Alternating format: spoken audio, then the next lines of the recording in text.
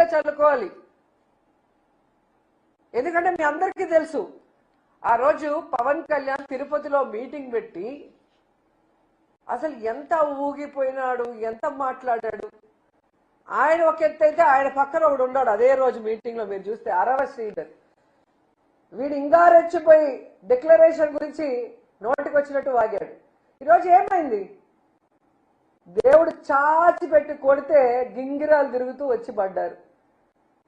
ఆడవాళ్ళ జీవితాలని నాశనం చేసే వీళ్ళు, ఆడవాళ్ళకి అబార్షన్లు చేసి వాళ్ళని రోడ్డు మీద పడేసిన వీళ్ళు, సనాతన ధర్ములు, వీళ్ళు జగన్మోహన్ రెడ్డి గారి గురించి మాట్లాడే వ్యక్తులని అడుగుతున్నా. ఎంత సిగ్గుచోట ఒకసారి ఆలోచించండి. ఈరోజు నిజంగా వీళ్ళు హిందువులైతే చంద్రబాబు నాయుడు, పవన్ కళ్యాణ్ నిజంగా హిందూ ధర్మాన్ని వీళ్ళు గౌరవించే వాళ్ళైతే దేవుడిని ఏ విధంగా నోటికి వచ్చినట్టు ప్రచారం చేశారో బాధ్యత వహించి రాజీనామా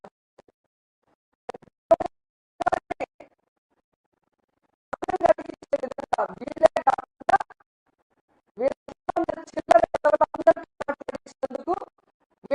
సుప్రీంకోర్టు కేసు తీసుకొని వీళ్ళని శిక్షించాలి.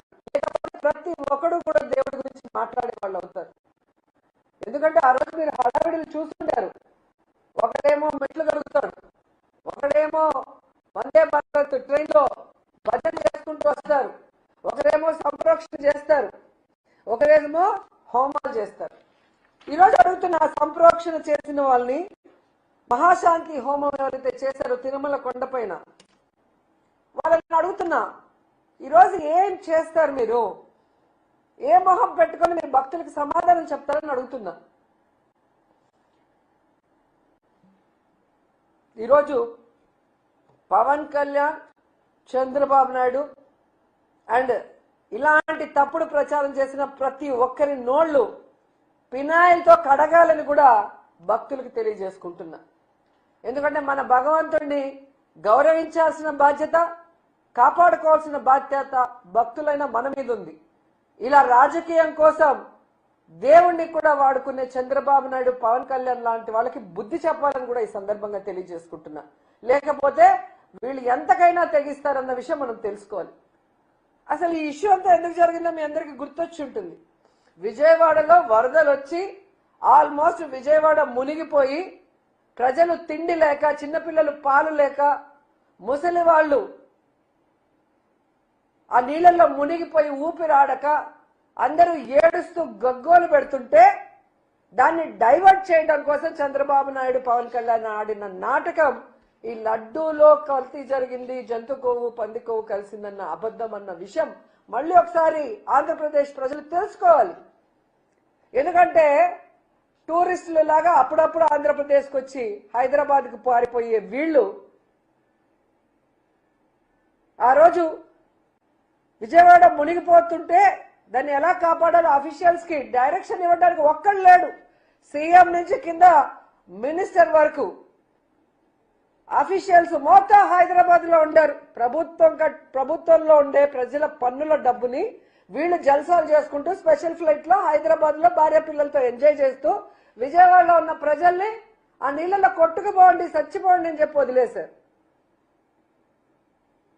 వీళ్ళ చేతగానితనానికి, ప్రజల మీద వీళ్ళకి చిత్తశుద్ధి లేకపోవటం వల్ల, వీళ్ళు సరైన సమయంలో స్పందించకపోవటం వల్ల విజయవాడ మునిగిపోయి ప్రజలు అల్లల్లాడిపోతే వాళ్ళని కాపాడాల్సిన బాధ్యత పక్కన పెట్టి ఈ డైవర్ట్ పాలిటిక్స్ తీసుకొచ్చి సాక్షాత్తు కలియుగ దైవమైన వెంకటేశ్వర స్వామి మీదే బురద చల్లే ప్రయత్నం చంద్రబాబు నాయుడు చేశాడు అంటే ఈయనని ఏమనాలో ఒకసారి ఆలోచించండి. మళ్ళీ ఈ జిల్లాలో పుట్టాడు, చిత్తూరు జిల్లాలో పుట్టి రాయలసీమలో పుట్టి ఈ ప్రాంతం వల్ల 4 సార్లు ముఖ్యమంత్రి అయిన చంద్రబాబు నాయుడు ఈరోజు అధికార మదంతో, అధికార అహంకారంతో ఈయన మాట్లాడుతూ ప్యాకేజీలు ఇచ్చి పవన్ కళ్యాణ్తో కూడా మాట్లాడిచ్చారు అంటే ఇలాంటి వాళ్ళు ఇంకా అవసరమా అని అడుగుతున్నాను మోడీ గారిని.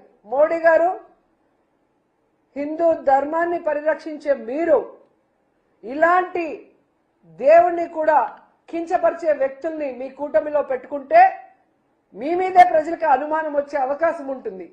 ముందు కూటమిలో నుంచి వీళ్ళని మెడబట్టి బయటకు గంటండి, తర్వాత వీళ్ళ మీద కేసులు పెట్టి కోర్టులో వీళ్ళని దోషులుగా నిలబెట్టండి, వీళ్ళు చేసిన తప్పుకి పనిష్మెంట్ ఇవ్వండి అని కూడా మనస్ఫూర్తిగా కోరుకుంటున్నా. ఎందుకంటే తండ్రి లాంటి సాక్షాత్తు మామగారైన ఎన్టీఆర్ గారినే తన పదవి కోసం శ్రీలోలుడిగా చిత్రీకరించి ఆయన చావుకు కారణమైన చంద్రబాబు నాయుడికి రాజకీయం కోసం దేవుణ్ణైనా మోసం చేయగలడనేది మరోసారి ప్రూవ్ చేసుకున్నాడు. ఇంత దరిద్రమైన పొలిటీషియన్ ఈ దేశంలో ఎవరూ లేదు అని కేసీఆర్ గారు ఎప్పుడు చెప్తారే అదే నిజమని మరోసారి ప్రూవ్ చేసుకున్నారు. సో ఏదైతే ఈరోజు నేషనల్ డైరీ రీసెర్చ్ ఇన్స్టిట్యూట్ పరిశోధన చేసి ఇచ్చిందో దాంట్లో జంతు కొవ్వు కానీ పంది కొవ్వు కానీ ఫిష్ ఆయిల్ కానీ లేదని ఆ రిపోర్ట్ ని సిబిఐ కోర్టు ముందు ఉంచింది. ఇది మీరు కనుక చదివితే మీకే అర్థమవుతుంది చంద్రబాబు నాయుడు గారు ఎంత నీచుడు, దేవుడి లడ్డూని కూడా తన రాజకీయం కోసం ఎలా ఉపయోగించుకున్నాడని. అలాంటి వ్యక్తిని తరిమి తరిమి కొట్టండి. అలాంటి వాళ్ళు రాజకీయంలో ఉంటే మన ధర్మాలు భ్రష్టు పట్టిపోతాయి, మన రాష్ట్రం భ్రష్టు పట్టిపోతుంది, మన ప్రజలకి సుఖశాంతులు లేకుండా పోతాయి. మనం చూసారు కదా, ఒక వెల్ఫేర్ లేదు, ఒక డెవలప్మెంట్ లేదు, ఎంతసేపు అబద్ధాలు, లేదా జగన్మోహన్ రెడ్డి గారి మీద వైఎస్ఆర్సీపీ మీద బురద చల్లడం తప్ప మరో కార్యక్రమం లేదు అని ఈ 2 ఏళ్ల కాలంలో అందరూ పూర్తిగా అర్థం చేసుకున్నారు. సో భవిష్యత్తులో ఈ జనసేన ఏదైతే కామసేన కామాంధుల సేన అని ప్రూవ్ చేసుకుంటుందో, పార్టీ పెట్టినప్పటి నుంచి ఇప్పటి వరకు ఎంతమంది నాయకులు దాంట్లో హత్యలు చేశారు, రేపులు చేసినారు, వాళ్ళు సాక్ష్యాధారాలతో బయటకు వచ్చారో మనం చూస్తున్నాం. అంటారు కదా, యదా రాజా తదా సేన. సో తెలుగుదేశంలో అలాగే ఉంది, జనసేనలో అలాగే ఉంది. అలాంటి పార్టీలకి భూస్థాపితం చేయండి. అలాంటి పార్టీల వల్ల ఎటువంటి ఉపయోగం లేదు.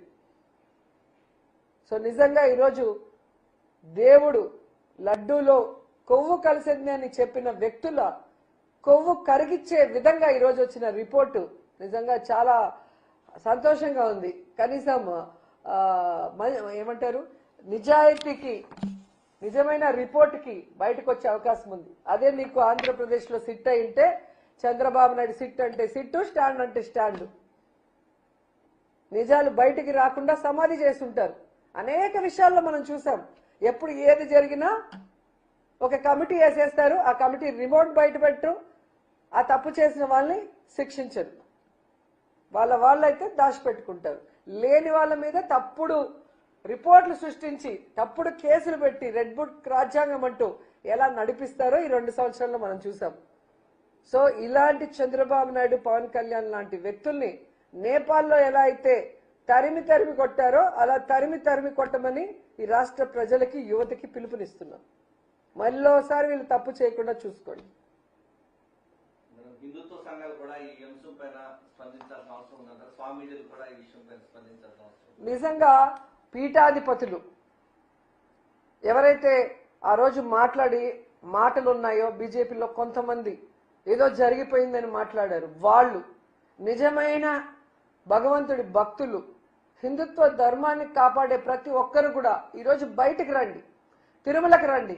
టికెట్లు కావాలంటే మేము కొనిస్తాం. ట్రైన్లో వచ్చి భజనలు చేసిన వాళ్ళకి వచ్చి మాట్లాడండి. తప్పు జరిగిపోయిందని మాట్లాడారు కదా, తప్పు జరగలేదని ఆ రోజు నుంచి మేము చెప్తున్నాం. ఈరోజు తప్పు జరగలేదని ప్రూవ్ అయింది, రిపోర్ట్ వచ్చింది, క్లియర్ కట్ గా రిపోర్ట్ ఉంది. ప్రతి పేజీని చదవండి, ప్రతి అంశాన్ని పరిశీలించండి.